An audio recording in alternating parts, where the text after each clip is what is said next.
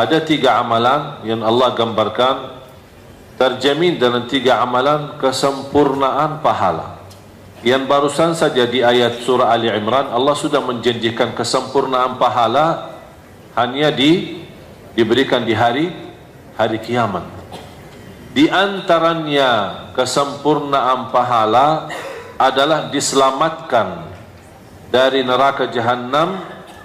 Itu termasuk setinggi-tinggi kesempurnaan pahala. Diselamatkan dari neraka jahanam dan dimasukkan ke dalam surga. Dan itulah termasuk peruntungan yang sangat luar biasa. Kalau Allah sudah menjanjikan di antara kesempurnaan pahala dari selamat dari neraka dan dimasukkan dalam surga, berarti di bawah itu jauh lebih mudah bagi Allah. Kalau Allah sudah menerangkan setinggi-tinggi sempurna pahala selamat dari neraka jahanam, dan saya yakin semua Bapak Ibu harap selamat dari neraka jahanam. Kalau Allah jamin kita selamat dari neraka jahanam, yang termasuk salah satu ancaman azab besar adalah neraka jahanam. Kalau terjamin selamat dari neraka jahanam, berarti selamat dari segala keburukan yang di bawahnya. Kalau yang sudah terbesar musibah besar, yang terbesar ancaman besar, kita sudah dijamin selamat, berarti apa lagi yang lebih bawah lagi? Keburukan, ujian, musibah, fitnah, rumah tangga hancur, anak yang susah turuti orang, semua termasuk bermasalah dalam kehidupan kita. Kalau Allah sudah berkenan menjaminkan selamat dari neraka jahanam, apalagi hal-hal yang lain, hal-hal kecil. Tapi dalam 3 amalan. Silakan. Surat ayat berapa, Ustaz? 29 dan 30. Bismillahirrahmanirrahim. Sesungguhnya orang-orang yang selalu membaca kitab Allah, Al-Quran, dan melaksanakan sholat dan menginfakkan sebagian rizki yang kami anugerahkan kepadanya dengan diam-diam dan terang-terangan, mereka itu mengharapkan perdagangan yang tidak akan rugi. Perdagangan yang tidak akan rugi. Iman ada perdagangan yang terjamin tidak rugi? Ada enggak yang bisa jamin ikut bisnis bersama dan kita minta jaminan tidak merugi? Berani enggak dia kasih jaminan? Bu, kita berbisnis, untung alhamdulillah, kalau rugi ya sama-sama rugi. Ada yang jamin? Tidak ada. Kita bismillah, dengan berkahnya Allah kita berbisnis sama. Insya Allah kalau berhasil kita bagi hasil. Tapi kalau rugi, sama-sama rugi. Tapi ada satu penawaran bisnis yang tidak ada ruginya. Itu tawaran dari siapa? Dari Allah. Percaya enggak sama Allah? Yang benar. Mudah kita berkata percaya, tapi susah mempraktiknya. Masalah percaya sama Allah bukan hanya ucapan. Karena Allah subhanahu wa ta'ala tidak menunggu ucapan.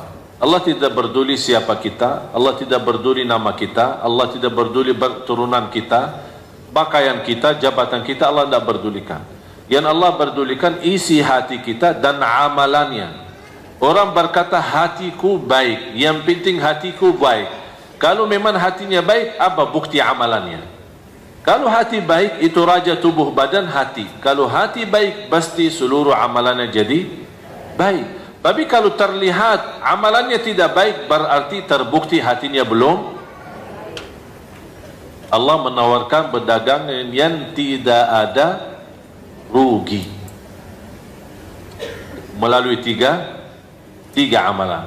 Yang pertama, mereka senantiasa membaca. Silahkan Bapak Ibu bertanya diri, berapa hari lewat belum baca Quran? Saya selalu hiburkan kepada jamaah, tolong jangan lewat 1 hari belum baca Al-Quran. Sibuknya bagaimanapun kesibukannya, paling tidak 1 ayat. Dan saya yakin 1 ayat tidak berat. Berat enggak satu ayat? Enggak berat. A'udzu billahi minasyaitonir rajim. Bismillahirrahmanirrahim. Idza waqa'atil waqi'ah. Shadaqallahu.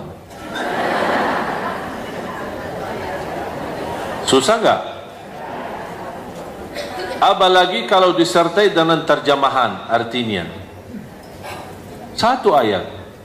Tidak menghabiskan tenaga, tidak menghabiskan waktu, tidak menghabiskan fikiran.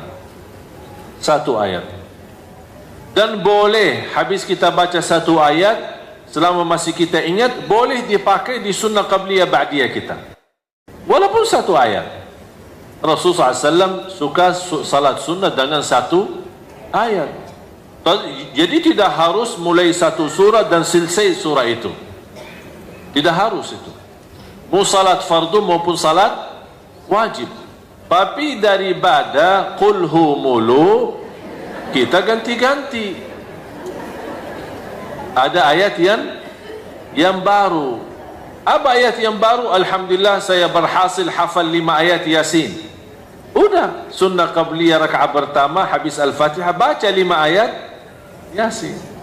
Kalau kira-kira ada yang tertinggal dan belum ada yang bisa diingat, misal 3 ayat terus selanjutnya, oh ya Allah kemana habis, lupa ya, langsung dah usah lama-lama, Allahu Akbar, rukuk, dah usah fikir, udah rukuk, lupa, biarin aja. Tapi subhanallah, coba ibu-ibu tolong praktik itu. Demi Allah, datang syaitan ingatkan kita supaya di rakaat kedua bisa lanjut. Mengapa syaitan mengingatkan ayat? Supaya pas di rukuk dan sujud tidak bisa konsentrasi. Pikirannya ayat itu, apa yang saya lupa, apa yang saya lupa. Akhirnya ucapan subhana rabbiyal azim tidak beres, subhana rabbiyal a'la tidak beres. Itulah upaya syaitan. Pas ketika berdiri lagi, alhamdulillah masih ingat. Tapi memang syaitan menggoda kita melalui ingat kebaikan. Bisa saja. Syaitan bukan hanya selalu mengajak keburukan, kadang-kadang bisa mengajak kebaikan demi menghilangkan kebaikan yang lebih besar. Contoh, membuat kita sibuk ingat ayat yang kita lupa dalam salat supaya tidak bisa khusyuk dalam sujud. Mana yang lebih utama, khusyuk atau ingat ayat? Jauh lebih utama khusyuk. Jadi syaitan pintar loh. Hati-hati sama syaitan, tingkatan lebih tinggi daripada profesor. Oleh karena itu, ketika kita sudah merasa diri sudah lupa ayat, tak usah difikirkan macam-macam, tak usah berupaya untuk ingat, langsung segera takbir. Nikmati ruku'nya, nikmati sujudnya, tapi subhanallah begitu masuknya rakaat kedua pasti ingat. Baru kita boleh lanjut ayat yang tertinggal. Habis selesai dari hafalan kita walaupun beberapa ayat, kita ruku' lagi, sujud dan seterusnya. Ini justru sangat membantu kita menguatkan hafalan kita.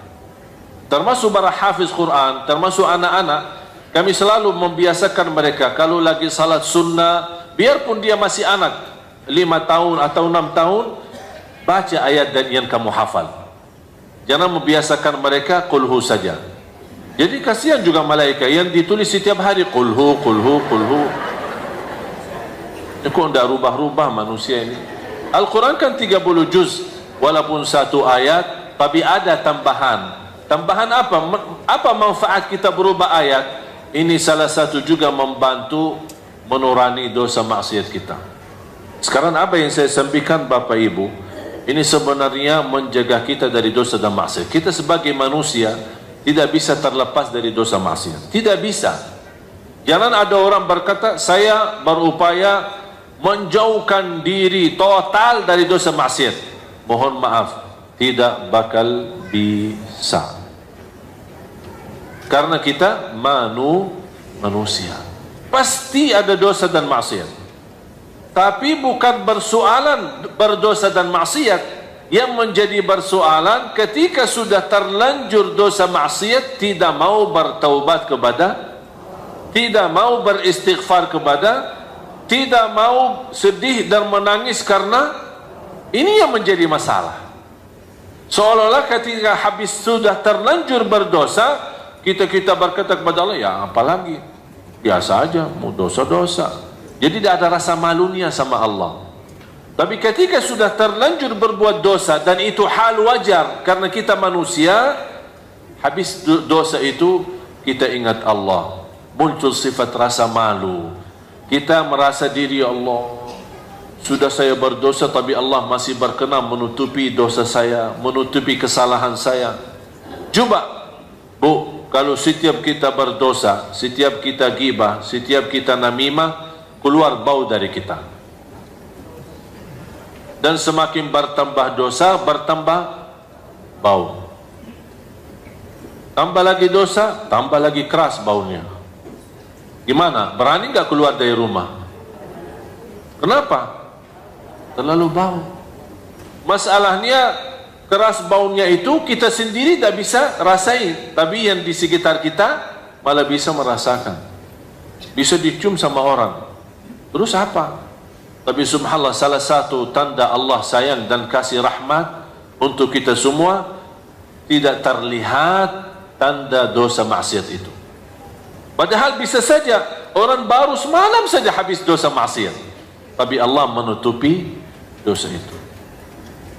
Ini tanda apa? Kalau Allah berkenan menutupi, Allah memberikan pesan kepada kita, semalam saja aku menutupi dosamu, kapan kamu meminta maaf? Dikasih waktu. Sampai ada satu riwayat, ketika seorang manusia berdosa, Allah bertahankan malaikat yang menulis dosa maksiat. Jangan tulis dulu, sebentar. Kenapa ya Allah? Barangkali dia malu dan taubat.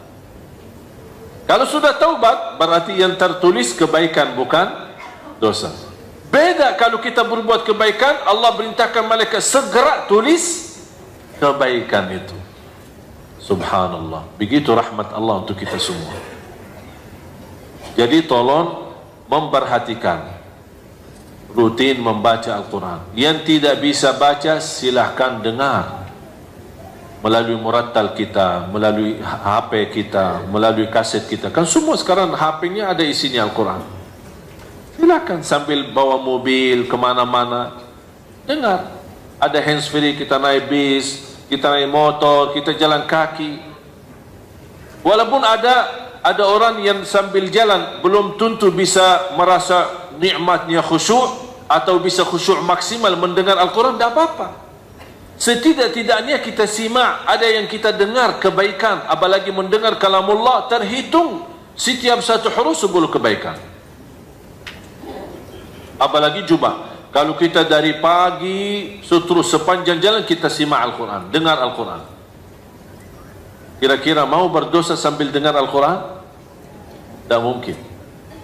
Apakah kita berani bermacam kata yang kotor sambil mendengar Al-Quran? Ini salah satu menjaga kita dari maksiat dan dosa.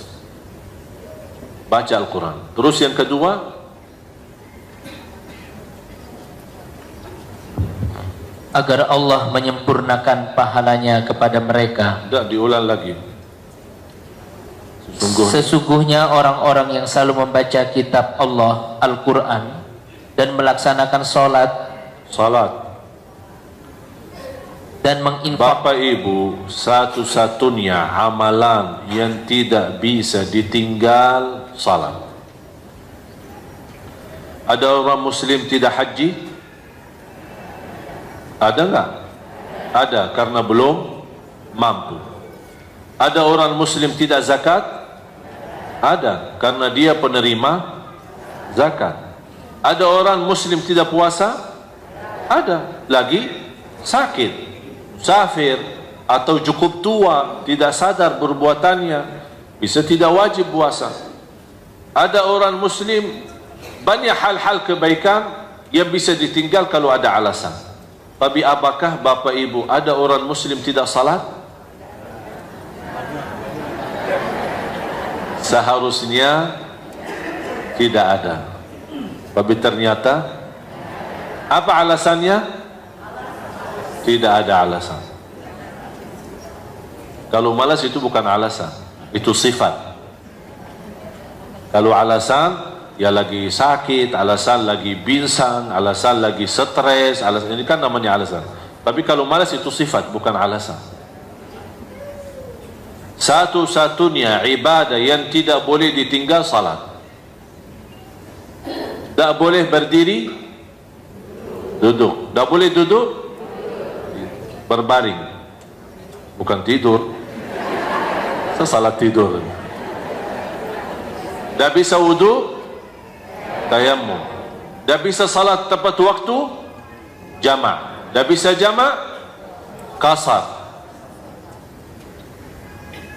Bahkan dalam kondisi perang, yang namanya perang, Allah wajibkan yang dinamakan salat al-khawf, salat ketakutan. Karena dalam kondisi perang, jadi separuh tentara militer, separuhnya salat, separuhnya menjaga. Begitu selesai mereka satu rakaat, terganti orang yang menjaga lanjut satu rakaat. Ini memang ada cara khusus. Untuk apa Allah memberikan tanda? Supaya tidak ada alasan kalau dalam keadaan ketakutan wajib salat, walaupun dengan cara sederhana seperti salat khauf. Apalagi kalau dalam keadaan aman.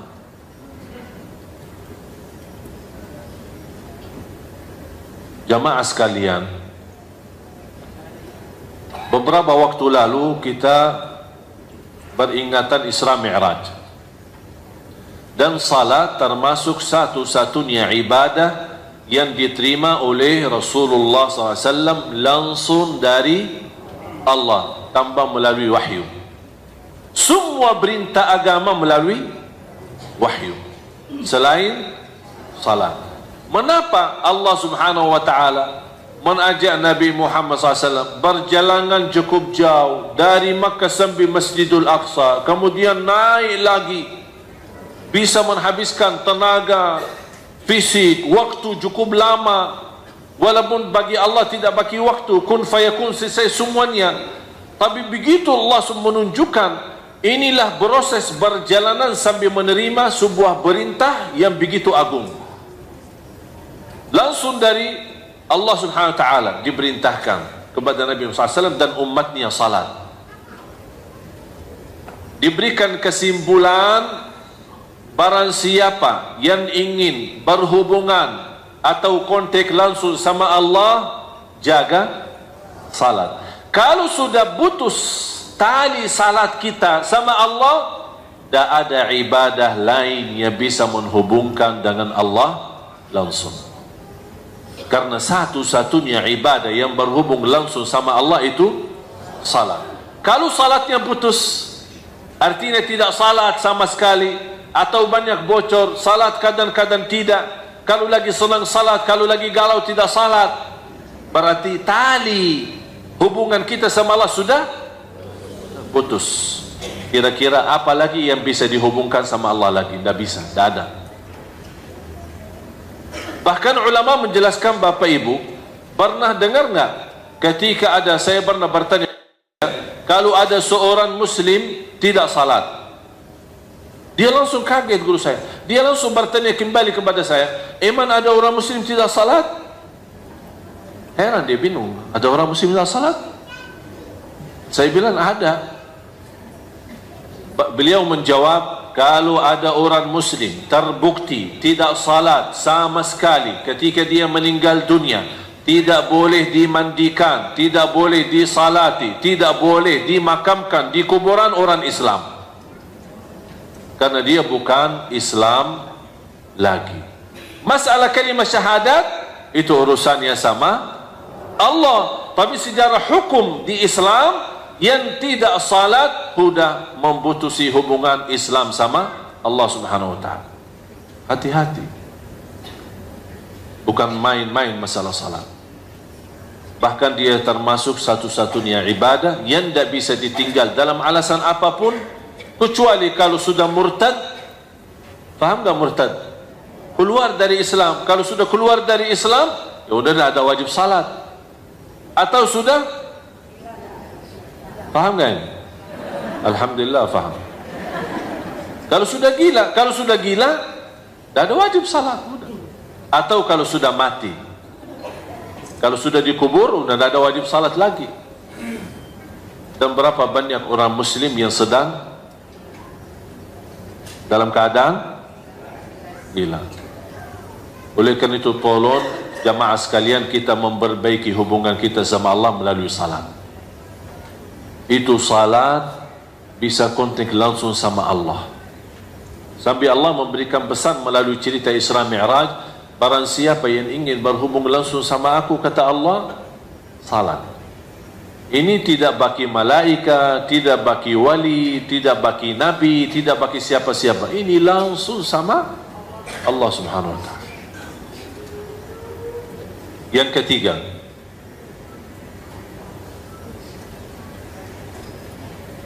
dan menginfakkan sebagian rezeki yang kami anugerahkan kepadanya dengan diam-diam dan terang-terangan. Mereka itu mengharapkan perdagangan yang tidak akan rugi. Saya berikan satu rahasia sedekah.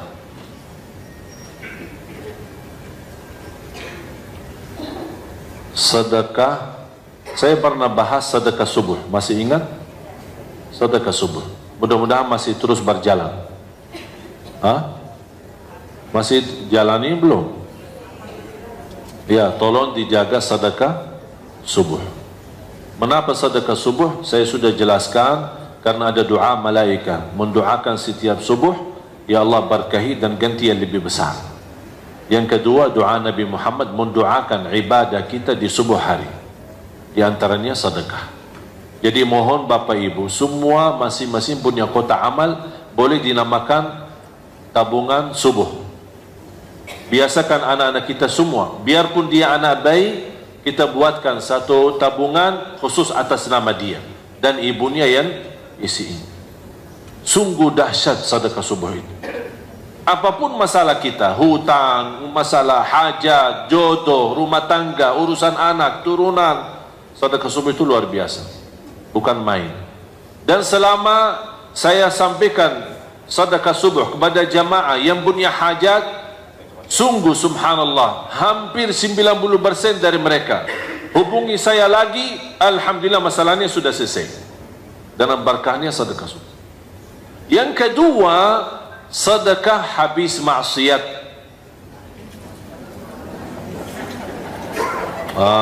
Ini melatih kita ini. Tabungannya bakal banyak, sering maksiat ini. Caci maki orang, isi sedekahnya. Ngomong kotor, isi sedekahnya. Ngomong kesal atau berkata sama anaknya bodoh, langsung isi sedekahnya. Subhanallah, bakal tahu diri nanti, oh ternyata banyak masalah saya. Apalagi masalah mulut ini. Kita caci. Subhanallah, sedekah selepas subuh itu, pertama ada dua hikmah sebenarnya. Yang pertama, mengharapkan ampunan dosa. Karena ada salah satu hadis, menjaga sedekah terjamin ampunan dosa. Bahkan terjamin husnul khatimah. Terjamin jauh dari kematian mendadak. Terjamin jauh daripada kematian buruk. Tahu nggak kematian mendadak, Bu? Bisa, ini sekarang masa ini adalah banyak yang mati mendadak. Pas lagi bawa mobil, mati. Pas mau kemana, mati. Pas lagi duduk, mati. Pas lagi, syukur-syukur kalau dia mati mendadak, tapi dalam keadaan membaca Quran, atau membaca salat, atau apa. Jadi tolong, ketika ibu merasa diri berbuat salah, merasa diri berbuat dosa, langsung isi tabungan. Boleh dinamakan tabungan sedekah dosa. Dosaku ini, tabungan dosaku. Diganti dengan uang. Setiap dosa diganti dengan uang. Untuk apa? Terjamin ampunan dosa. Yang kedua, mendidik diri. Ini latihan untuk hawa nafsu. Nafsu ini. Kalau mau dosa lagi, kena denda loh. Apa dendanya? Sedekah. Setiap mau, lama-lama jiwanya, karena jiwa itu suka harta. Ketika dia melihat setiap kita berdosa, harta itu malah dikeluarin sedekah lillahi ta'ala, lama-lama dia mulai berhenti. Ini salah satu cara yang kami dapat belajar sejak kecil. Dan subhanallah sangat berhasil untuk menjauh kita dari maksiat dan dosa. Dan alasan yang ketiga, melalui sedekah yang kita berikan kepada Allah di saat dosa maksiat itu, kita mengharap dan memohon melalui sedekah, itu namanya tawassul bil amali salih. Tawassul dengan amal salih, di antaranya sedekah. Ya Allah, dalam sedekah ini mudah-mudahan dosa ini saya mohon ya Allah jangan terulang lagi. Ya Allah, mudah-mudahan saya supaya tidak terjumus lagi dalam dosa itu. Kalau terulang lagi, isi lagi sedekah dan memohon lagi sama Allah Subhanahu wa taala supaya melalui berkah sedekah ini, ya Allah jauhkanlah saya tidak mau lagi berbuat dosa ini. Pasti ada satu-satunya sedekah yang kita keluarkan, pasti ada satu kali yang ikhlas, yang tulus dari hati, dan ucapan juga yang tulus dari hati. Allah kabulkan langsung, selesai masalah dosa dan maksiat itu. Ini subhanallah, jujur saja saya sendiri ada beberapa hal yang belum mampu saya tinggalkan, tapi dengan cara ini alhamdulillah Allah SWT memberikan kemudahan, bisa saya selesai keburukan dan kesalahan saya. Mudah-mudahan saya harap juga ampun dari Allah SWT. Coba bayangkan kalau kita bisa betul jaga sedekah selepas dosa maksiat itu, subhanallah luar biasa dahsyat. Saya ada satu cerita bagaimana sedekah juga menjaminkan husnul khatim. Ada seorang, termasuk seorang pendakwah, seorang ulama berdakwah di kota Madinah, cukup terkenal. Beliau pernah menyampaikan sebuah cerita, peristiwa, satu cerita peristiwa bersama dia sendiri. Kata beliau, saya pernah bermimpi. Dalam mimpi itu saya melihat nomor HP seorang dengan nama, HP dan nama, dan ada sebuah suara panggilan di dalam mimpi itu, hubungi orang itu dan ajak dia umrah.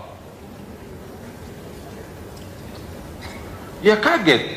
Malam pertama sadar bangun, ya biasa-biasa aja, tidak ada respon. Malam yang kedua sama, terulang lagi. Malam yang ketiga terulang lagi, sampai 3 kali. Nama jelas, nomor HP jelas, hubungi dia dan ajak dia umrah. Kata ulama itu berdakwah, akhirnya di hari yang keempat saya telefon. Sebelum saya telefon, di fikiran saya barangkali ini seorang saleh, seorang apalah punya kelebihan, tapi dalam kondisi susah atau miskin, belum mampu umrah. Jadi Allah SWT punya berbagai macam cara, kun fayakun, Allah berikan, mengajak orang lain bisa menjadi rezeki buat kita. Itu fikirannya. Telepon, Assalamualaikum fulan, ya fulan. Betul, sesuai nama yang ada di dalam mimpi.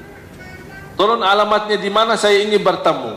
Boleh, kasih alamat, ingin ketemu. Begitu dia tok pintu, dibuka pintu sama orang biasa-biasa aja. Tidak ada istilahnya kalau di Arab, dia apa jenggotnya besar atau apa bakannya putih. Nah, biasa aja. Orang-orang istilahnya kalau kita bisa bilang orang awam lah. Bukan orang ulama, bukan orang kiai, bukan orang terlihat ada tanda-tanda kesalehannya. Dia kaget. Maaf, ini Bapak Fulan? Ya betul.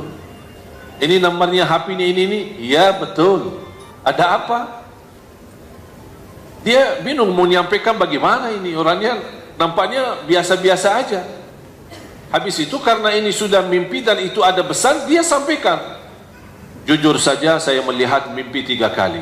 Diperintahkan, diajak kamu umrah. Dan bukti ini nomor HP dan ini nama.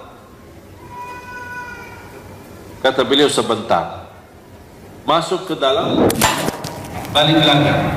Boleh ajak saya umrah, tapi ada satu syarat. Dia tinggal di Madinah. Satu syarat. Hari ini berangkat dan pulang hari ini. Itu syaratnya. Dia kaget. Nampaknya orang biasa aja, kayaknya tidak mau lama. Kalau orang saleh biasanya suka lama. Suka lama di tanah suci, mau apa itu? Keburu pulang. Kalau ada umrah bisa 1 tahun umrah, ya enak daripada 9 hari travel. Mau nggak 1 tahun umrah? Tapi biaya sama dengan 9 hari. Nah, mau bayar 1 tahun. Tapi subhanallah, banyak jamaah kita yang mendapatkan kemudahan bisa ke tanah suci, tapi terlihat mereka banyak di pasar daripada di masjid, sibuk belanja, karena dia tidak merasa nikmat dapat kemudahan ke tanah suci. Beda sama orang yang sepanjang hidupnya berdoa, kalau sudah 2 kali 3 kali sudah terjadi kebiasaan. Itulah ibadah yang kebiasaan itu bahaya. Beda sama ibadah, ada rasa merindukan Ka'bah, merindukan makam Rasulullah SAW, merindukan Masjid Nabawi, merindukan, beda rasanya. Habis disepakati sudah diajak umrah. Tahu-tahu kata ulama itu, tahu-tahu saya temani perjalanan biasa-biasa aja sampai ke Makkah. Mampir ke Mekah di Madinah bin Ali, sana ganti baju di sana, ihram semua segala, terus lanjut perjalanan sampai ke Makkah. Begitu langsung sampai Makkah, langsung cepat-cepat, ayo cepat-cepat, kita mau cepat pulang. Itu bahasanya. Terus tawaf selesai, Safa Marwah selesai, cukur, tahallul, lepas ihram, pakai baju, udah ya, ayo yuk kita pulang. Astagfirullah, kaget. Apa rahasia di belakang orang itu? Pas begitu kami jalan kaki menuju ke parkir mobil untuk siap-siap pulang, tiba-tiba orang itu, maaf, saya mau balik lagi ke masjid. Astagfirullah. Oh sebentar, sebentar mau balik lagi. Sebentar aja, saya ada keinginan segala tahu muncul di dalam hati saya, ingin sekali mau salat 2 rakaat. Dari tadi bisa salat, bisa nikmat. Oh cepat-cepat pulang, sekarang mau balik lagi. Udahlah, terserah mau. Tapi tidak apa-apa kalau mau nginap. Tidak, salat 2 rakaat langsung pulang. Udah, terserah, ikutin. Pas dapat, apalagi kalau musim lagi sepi, habis haji, biasanya habis haji langsung sepi banget. Pas sampai ke sana, habis cium Al-Hajarul Aswad, kemudian dia salat di depan Ka'bah, salat 2 rakaat. Kata ulama itu, saya perhatiin salat pertama baca ruku sujud, rakaat kedua berdiri ruku dan sujud. Pasti sujud yang terakhir lama sujudnya. Pas saya datang, lama, terasa lama banget, bukan biasa. Ini dari tadi cepat-cepat malah. Kok ini kok terakhir kok lama? Kok barangkali mau berdoa. Tapi terlihat lama, bukan biasa. Didekatin, digerakkan, ternyata sudah meninggal dunia. Allah Subhanahu wa ta'ala.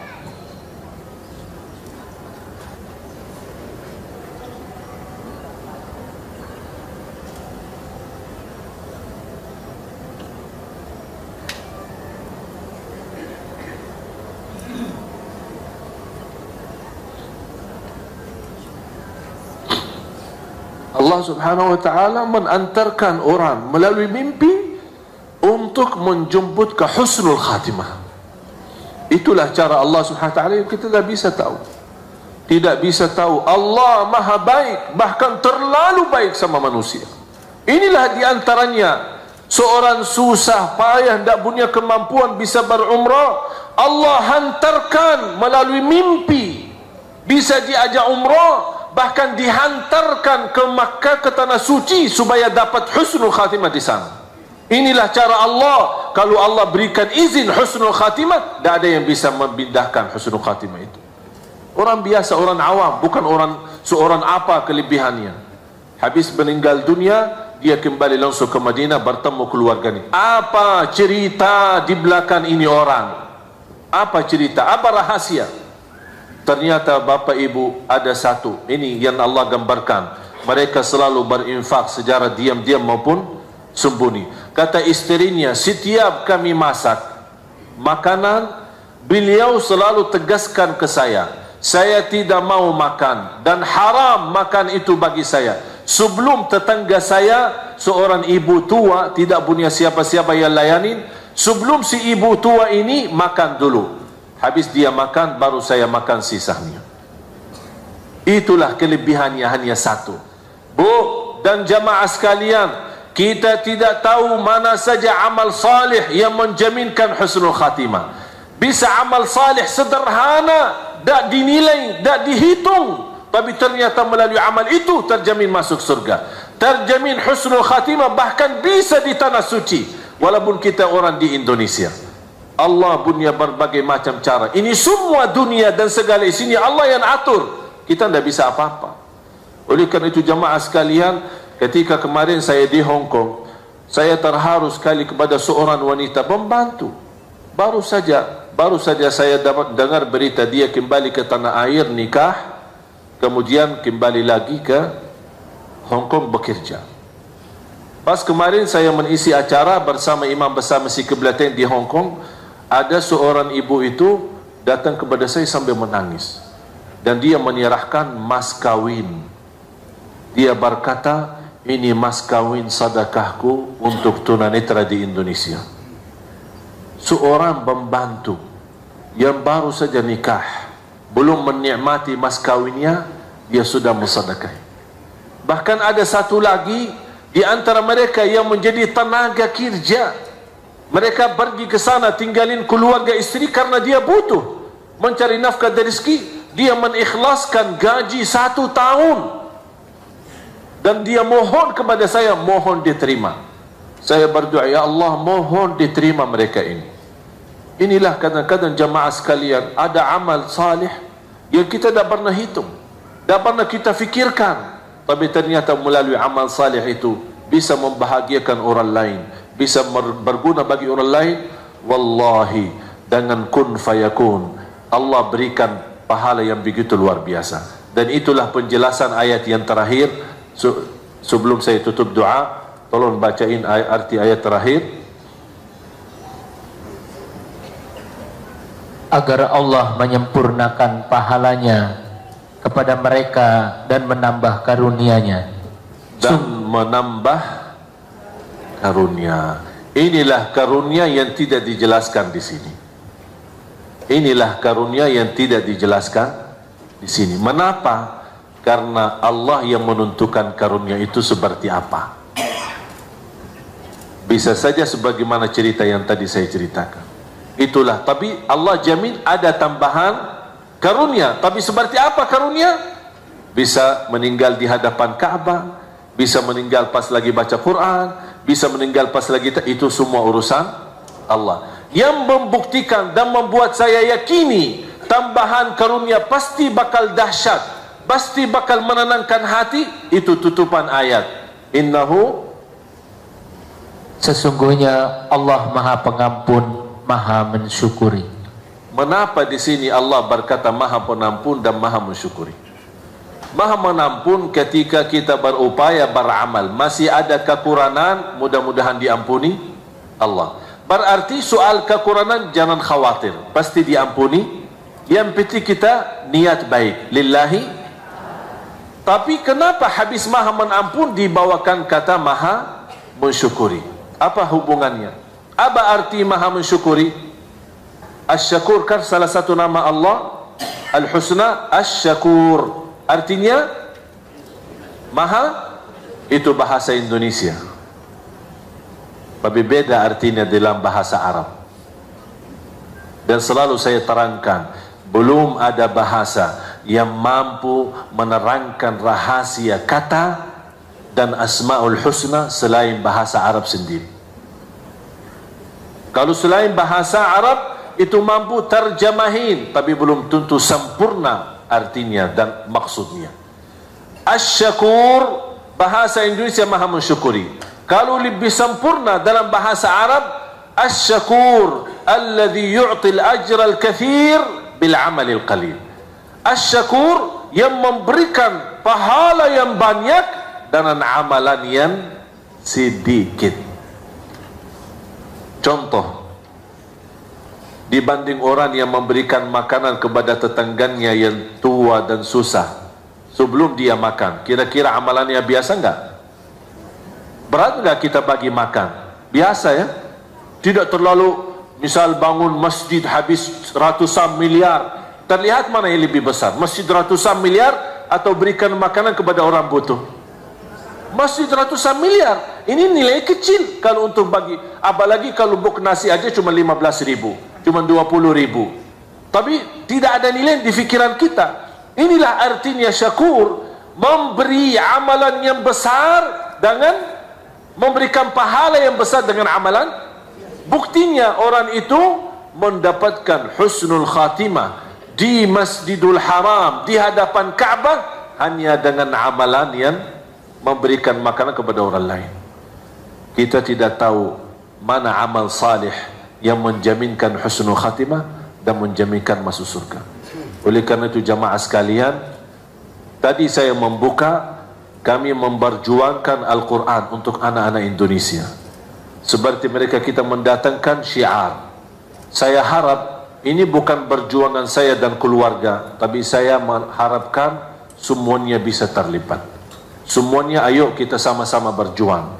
Saya tidak mau membawa pahala sendiri, tapi saya yakin kalau kita semua terlibat dalam kebaikan walaupun sedikit, Allah Maha melihat keadaan kita. Allah Maha mengetahui, apalagi bantuan kita ini untuk Al-Quran. Mudah-mudahan semua yang punya niat baik, dukungan bantuan, dan saya mohon sekali lagi jangan lupa mendoakan supaya syiar Al-Quran ini terus berjalan. Cita-cita saya, walaupun belum Allah izinkan saya punya panjang umur, tapi saya bercita-cita sebelum meninggal dunia bisa menghasilkan jutaan anak-anak penghafal Al-Quran. Saya sudah mensusunkan programnya dan sudah saya susunkan targetnya. InsyaAllah 5-10 tahun bisa menghasilkan 8 juta anak-anak Indonesia hafiz Quran. Dan insyaAllah saya mau menunggu kesempatan untuk mendapatkan izin supaya program ini bisa bergerak di seluruh Indonesia, bukan hanya di Jakarta. Mudah-mudahan bantuan doa antum sekalian di waktu tahajudnya, di waktu salatnya pasti sangat berguna, karena saya tidak tahu siapa di antara kita yang diijabah doa. Tapi yang saya yakin, walaupun saya tidak tahu, tapi saya yakin pasti di antara jamaah yang hadir ada walaupun satu yang diijabah doanya oleh Allah Subhanahu wa ta'ala. Oleh karena itu saya titip doa, doakan saya, doakan keluarga supaya kita terus bisa istiqamah dan berjuang syiar Al-Quran untuk Indonesia. Amin ya rabbal alamin. Bismillahirrahmanirrahim. Alhamdulillahi rabbil alamin. Allahumma salli ala sayyidina Muhammad wa ala ali sayyidina Muhammad. Allahumma ya Allah ya dzal jalali wal ikram, اغفر لنا ولوالدينا وارحمهم كما ربونا صغارا واغفر لجميع المسلمين والمسلمات والمؤمنين والمؤمنات الأحياء منهم والأموات إنك سميع قريب مجيب الدعوات. Ya Allah, bukakan bagi kami pintu taufikmu agar kami mampu istiqamah dengan amal yang salih, amal yang salih yang mampu menghantarkan kami ke husnul khatimah, amal yang salih yang mampu membahagiakan kami dunia dan akhirat, amal yang salih yang mampu memberkahi sisa umur kami, amal yang salih menjadikan sisa umur kami lebih baik daripada yang sudah lalu. Ya Allah, kami tidak tahu mana amal salih yang menjaminkan kami selamat dan bahagia dunia akhirat. Tapi kami mohon, bukakanlah bagi kami pintu taufikmu agar kami bisa istiqamah beramal salih, bisa istiqamah Islam iman sampai akhir hayat. Ya Allah, ampuni segala dosa kami. Aku mohon untuk semua yang hadir di siang hari ini, masing-masing pulang ke rumahnya sudah diampuni segala dosanya, disucikan hatinya, dibersihkan jiwanya. Atas izinmu ya Allah, kami berkumpul di siang hari ini di Masjid Al-Latif. Ya Allah, atas izinmu ya Allah, berilah kepada kami kemuliaan, sama-sama jumpa lagi di dalam surgamu ya Allah, bersama Nabi Muhammad sallallahu alaihi wasallam. Ya Allah, jadikan kami semua ahlul Quran, ahlul Quran, ahlul Quran. Berikan kepada kami ya Allah keturunan anak salih salihah, anak dan cucu penghafal Al-Quran, anak dan cucu penghafal Al-Quran, birahmatika ya arhamar rahimin. Ya Allah, Engkau sedang mengetahui segala hajat kami, segala isi hati kami. Aku mohon ya Allah dengan asmaul husnamu untuk semua yang hadir, yang sedang sakit, mudah-mudahan sembuhkan penyakitnya. Ya Allah, sembuhkan badannya, angkat penyakitnya. Berikan ya Allah pakaian sihat wal afiat. Ya Allah, di antara kami yang punya hajat, hajat lahir, hajat batin, ya Allah, aku mohon dengan nama-Mu yang agung dan mulia, dimudahkan segala hajatnya, dikabulkan segala keinginannya. Birahmatika ya arhamar rahimin. Di antara kami ya Allah yang belum mampu terlepas dari dosa maksiat, ya Allah, kuatkan hatinya, kuatkan imannya. Ya Allah, kuatkan imannya, bersihkan jiwanya, agar mereka mampu menjauhkan dan menjaga diri dari dosa maksiat ya Rabbal Alamin. Ya Allah, berikan kepada kami kemampuan istiqamah, istiqamah sampai akhir hayat. Birahmatika ya arhamar rahimin. Rabbana atina fid dunya hasanah wa fil akhirati hasanah wa qina adzabannar.